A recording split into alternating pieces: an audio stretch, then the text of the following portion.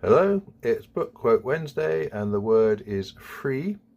Today I'm reading from my space opera novel His Majesty's Starship. I wanted the villains of this novel to be human rather than alien because evil aliens are far too easy to target, and I picked on India for no reason other than I fully expect it to be a global superpower by the 22nd century. In the novel, as countries do from time to time, it has just passed through a bad and repressive period and is now re-emerging as a progressive and liberal democracy. But elements of the old order remain. One man in particular wants to know why the aliens, the first breed or Rusties, have issued an invitation to the nations of Earth to develop a world with them, and this is how he finds out. Chapter 3, 27th September 2148. This is a chance for both our species to make a fresh start. We of the Hearst breed hope that you will take it. The entire text of the Rusty's invitation was burned into his mind. He had memorized it and looked at it backwards, forward, left to right, right to left, and upside down. They wanted something. Nothing was so simple, so straightforward as the invitation made out. Life wasn't like that. In the opinion of R.V. Krishnamurti, life was far too short for riddles and far too short for being expected to answer them. He believed in taking the simplest solution, and with solving riddles, the simplest solution was to ask someone already in the know. This was precisely what he expected to do here, in this remote lodge in the Himalayas, with no one as yet but his loyal assistant and 20 elite NVN soldiers for company. We have them on radar, Excellency. The speaker was a slim, nervous man in his mid-30s, 20 years younger than his master. Thank you, Subhas, Krishnamurti said. Subhas Ranjit Singh was one of those people who were permanently making Krishnamurti ask himself why he tolerated them. And yet tolerate him he did. The man had been by his side for years. Ranjit Singh could handle Krishnamurti's network of spies and informers and all the other fiddling but necessary details that frankly bored his master. A useful subordinate and occasionally a handy scapegoat or just plain kicking stool. Krishnamurti deliberately did not get out of his chair but turned another page in his book.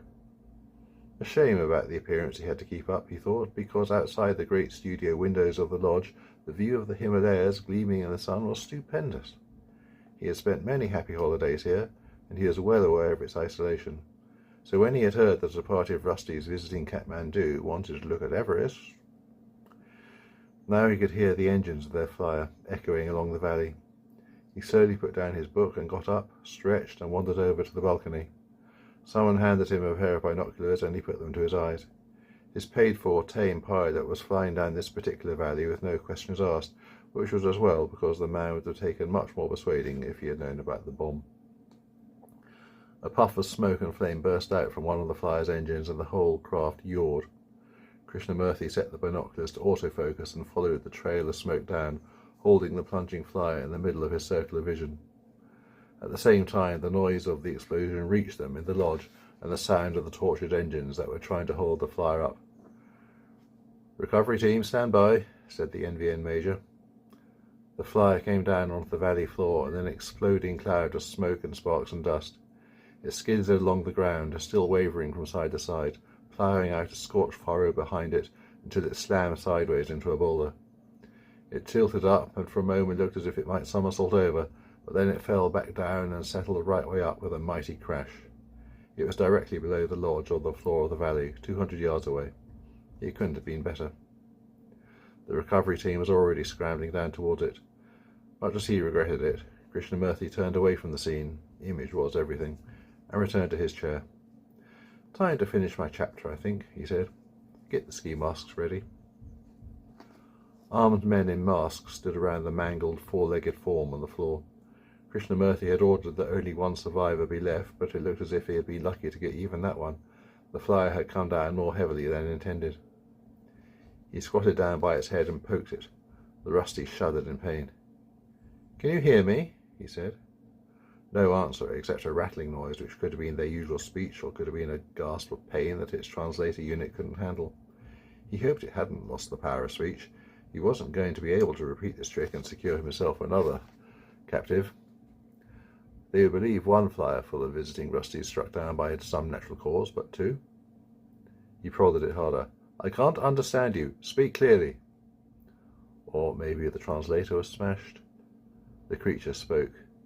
Here, it said. You are a prisoner of the movement for free Nepal, Krishnamurti said.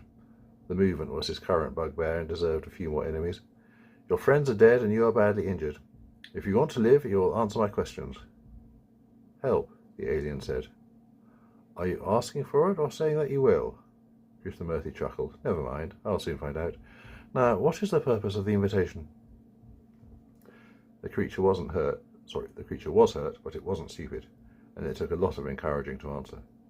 Water deprivation, pain, keeping it out of the healing coma that was its natural response to its injuries. Much of what it said didn't make sense, but he took it all down for later playback. 5 hours later, the creature was dead, naturally, of its own injuries. So no need for the freedom fighter story. Krishnamurti pulled his mask off and stood over the body, hefting in his hand his aid with the recording of the session. He would find out. He would piece it all together. Oh yes. Remember, you can buy my books at www.benjeepers.com. See you next time.